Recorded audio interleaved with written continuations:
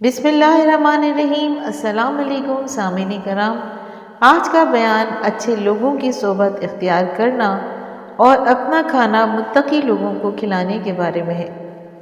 ان ابی سعید رضی اللہ عنہ سمع النبی صلی اللہ علیہ وسلم یا قول لا تصاحب الا مومن ولا یاکل طعامک الا تقی۔ حضور اقدس صلی اللہ علیہ وآلہ وسلم کا پاک ارشاد ہے کہ مسلمان کے علاوہ کسی کے ساتھ مصاحبت اور ہمنشی نہ رکھ اور تیرا کھانا غیر متقی نہ کھائے۔ اس حدیث پاک میں حضور اقدس صلی اللہ علیہ وآلہ وسلم نے دو آداب ارشاد فرمائے ہیں۔ اول یہ کہ ہم نشینی اور نشست برخاست غیر مسلم کے ساتھ نہ رکھ، اگر اس سے کامل مسلمان مراد ہے تب تو مطلب یہ ہے کہ فاسق و فاجر لوگوں کے ساتھ مجالست اختیار نہ کر۔ دوسرے جملے میں یہ ہے کہ چونکہ متقی کا ذکر ہے، اس سے اس مفہوم کی تائید ہوتی ہے کہ نیز اس سے بھی تائید ہوتی ہے کہ ایک حدیث میں حضور اقدس صلی اللہ علیہ وسلم کا ارشاد ہے کہ نہ داخل ہوں تیرے گھر میں مگر متقی لوگ۔ اس کا ذکر کنز میں موجود ہے، اور اگر اس سے مطلقاً مسلمان مراد ہے تو مطلب یہ ہے کہ کافروں کے ساتھ بے ضرورت مجالست اختیار نہ کی جائے، اور ہر صورت میں تنبیہ فرما دی کہ اچھی صحبت اختیار کرنے پر، اس لیے کہ آدمی جس قسم کے لوگوں میں کثرت سے نشست برخاست رکھا کرتا ہے اسی قسم کے آثار آدمی میں پیدا ہوا کرتے ہیں۔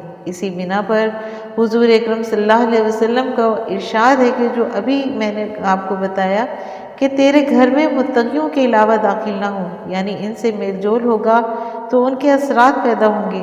حضور اکرم صلی اللہ علیہ وسلم کا پاک ارشاد ہے کہ صالح ہمنشین کی مثال مشک بیچنے والے کی ہے، اگر اس کے پاس بیٹھا جائے تو وہ تجھے تھوڑا سا مشک کا ہدیہ بھی دے گا تو اس سے خرید بھی لے گا، اور دونوں باتیں نہ ہوں تو پاس بیٹھنے کی وجہ سے مشک کی خوشبو سے دماغ معطر رہے گا اور فرحت پہنچتی رہے گی۔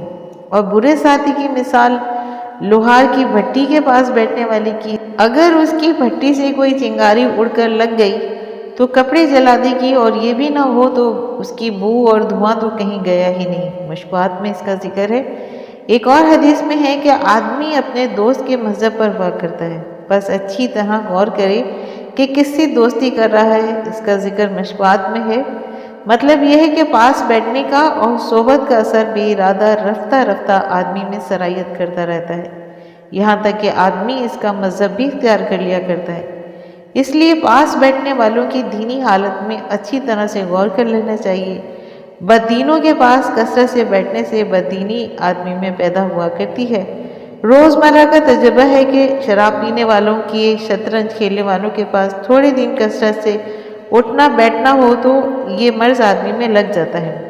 ایک اور حدیث میں حضور اقدس صلی اللہ علیہ وسلم نے حضرت ابو رزین رضی اللہ تعالی عنہ سے فرمایا کہ میں تجھے ایسی چیز بتاؤں جس سے اس چیز پر قدرت ہو جائے جو دائرین کی خیر کا سبب ہو۔ اللہ کا ذکر کرنے والوں کی مجلس اختیار کر، اور جب تو تنہا ہوا کرے تو جس قدر بھی تو کر سکے اللہ کا ذکر سے اپنی زبان کی حرکت دیا کر، اور اللہ کے لیے دوستی کر اور اس کے لیے دشمنی کر۔ اس کا ذکر بھی مشکوات میں ہے، یعنی جس سے دوستی یا دشمنی ہو وہ اللہ ہی کی رضا کے واسطے ہو اور اپنے نفس کے واسطے نہ ہو۔ امام غزالی رحمۃ اللہ علیہ فرماتے ہیں کہ جس شخص کی مصاحبت اختیار کرے اس میں 5 چیزیں ہونی چاہیے۔ اول صاحب عقل ہو، اس لیے کہ عقل اصل راس المال ہے، بے وقوف کی مصاحبت میں کوئی فائدہ نہیں ہے، اس کا مال کار وحشت اور قطع رحمی ہے۔ حضرت سفیان ثوری رحمۃ اللہ علیہ سے تو یہ بھی نقل کیا گیا ہے کہ احمق کی صورت کو دیکھنا بھی خطا ہے۔ دوسری چیز یہ ہے کہ اس کے اخلاق اچھے ہوں، کہ جب آدمی کے اخلاق خراب ہوں تو وہ عقل پر بسا اوقات غالب آ جاتے ہیں۔ ایک آدمی سمجھدار ہے، بات کو خوب سمجھتا ہے، لیکن غصہ، بخل وغیرہ اس کو اکثر عقل کا کام نہیں کرنے دیتے۔ تیسری چیز یہ ہے کہ وہ فاسق نہ ہو، اس لیے کہ جو شخص اللہ جل شانہ سے بھی نہ ڈرتا ہو اس کی دوستی کا کوئی اعتبار نہیں، نہ معلوم کس جگہ کس مصیبت میں پھنسا دے۔ چوتھی چیز یہ ہے کہ وہ بدعتی نہ ہو، اس کے تعلقات سے بدعت کے ساتھ متاثر ہو جانے کا اندیشہ ہوتا ہے اور اس کی نحوست کے متعدی ہونے کا خوف ہے۔ بدعتی اس کا مستحق ہے کہ اس سے تعلقات اگر ہوں تو منقطع کر لیے جائیں، نہ یہ کہ تعلقات پیدا کیے جائیں۔ پانچویں چیز یہ کہ وہ دنیا کمانے پر حریص نہ ہو کہ اس کی صحبت سم قاتل ہے، اس لیے کہ طبیعت تشبہ اور اقتدار پر مجبور ہوا کرتی ہے اور مخفی طور پر دوسرے کے اثرات لیا کرتی ہے۔ اس کا ذکر احیاء میں موجود ہے۔ حضرت امام باقر رحمۃ اللہ علیہ فرماتے ہیں کہ مجھے میرے والد حضرت زین العابدین رحمۃ اللہ علیہ نے وصیت فرمائی کہ 5 آدمیوں کے ساتھ نہ رہنا، ان سے بات بھی نہیں کرنا، حتیٰ کہ راستہ چلتے ہوئے ان کے ساتھ راستہ بھی نہ چلنا۔ ایک فاسق شخص کہ وہ تجھے ایک لقمہ بلکہ ایک لقمے سے کم بھی فروخت کر دے گا۔ میں نے پوچھا کہ ایک لقمے سے کم میں فروخت کرنے کا کیا مطلب ہے؟ فرمایا کہ ایک لقمے کی امید پر وہ تجھے فروخت کر دے، پھر اس کو وہ لقمہ بھی جس کی امید تھی نہ ملے، محض امید پر فروخت کر دے۔ دوسرا یہ کہ بخیل کے پاس نہ جاؤ کہ وہ تجھ سے ایسے وقت میں تعلق توڑ دے گا کہ جب تو اس کا سخت محتاج ہو۔ تیسرے جھوٹے کے پاس نہ جاؤ کہ وہ دھوکے کی طرح سے قریب کو دور اور دور کو قریب ظاہر کرے گا۔ چوتھا احمق کے پاس سے نہ گزرو کہ وہ تجھے نفع پہنچانا چاہے گا اور نقصان پہنچا دے گا۔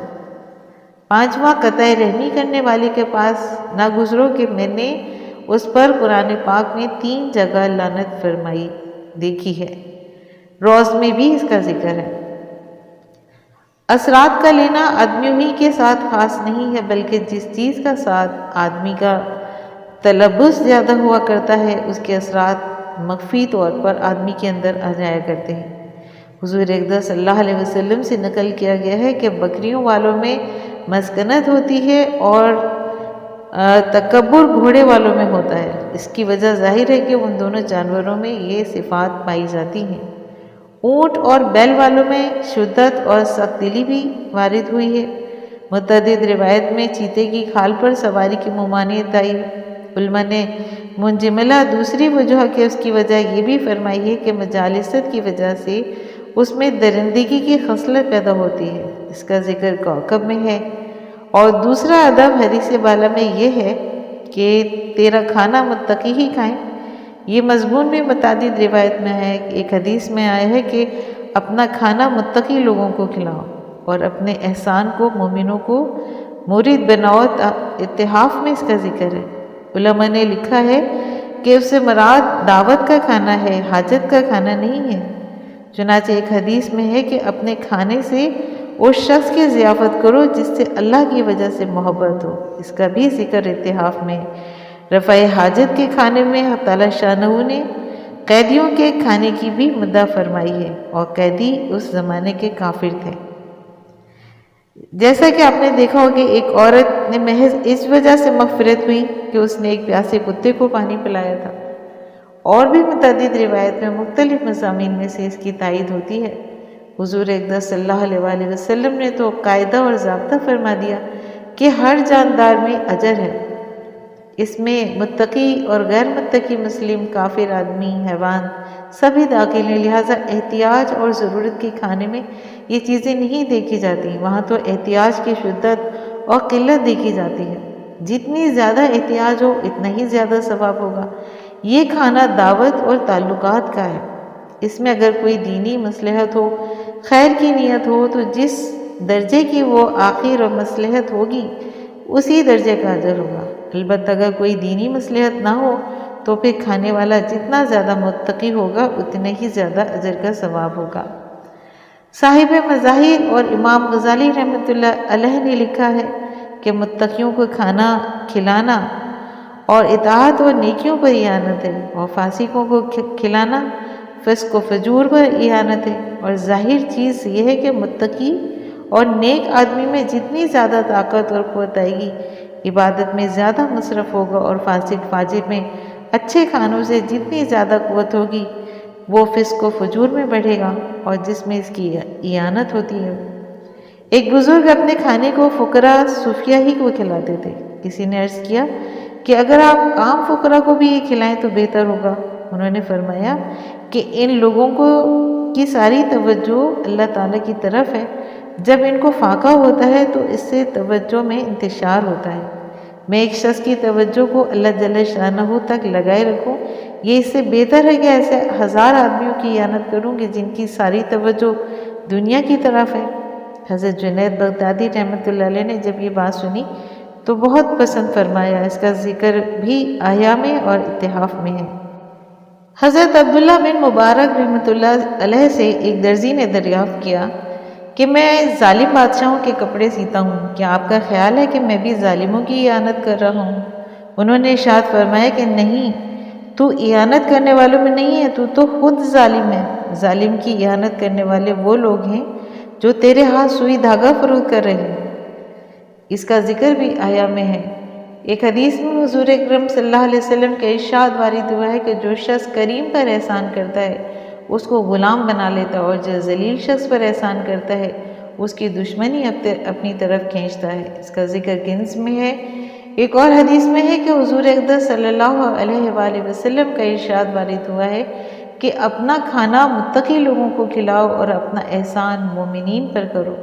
اس کا ذکر مشکوات میں ہے، اور اس میں علاوہ بالائی مصالحی کے متقی اور مومنین کا اعزاز و اکرام بھی ہے، اور خود مستقل طور پر مندوب اور مامور یہ ہے۔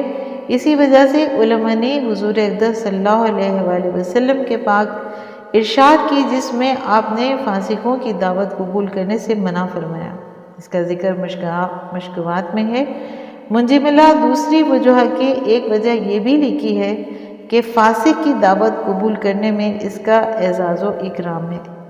سامعین کرام، امید کرتی ہوں کہ آج کے بیان سے آپ کی معلومات میں اضافہ ہوا ہوگا۔ اگر آپ کو میرا یہ بیان پسند آیا ہے تو آپ اپنے چینل فضائل اسلام کو لائک اور سبسکرائب کیجیے، اور ساتھ لگے بیل آئیکن کو پریس کیجیے تاکہ آنے والی نئی ویڈیوز کا نوٹیفیکیشن آپ کو سب سے پہلے ملے۔ شکریہ۔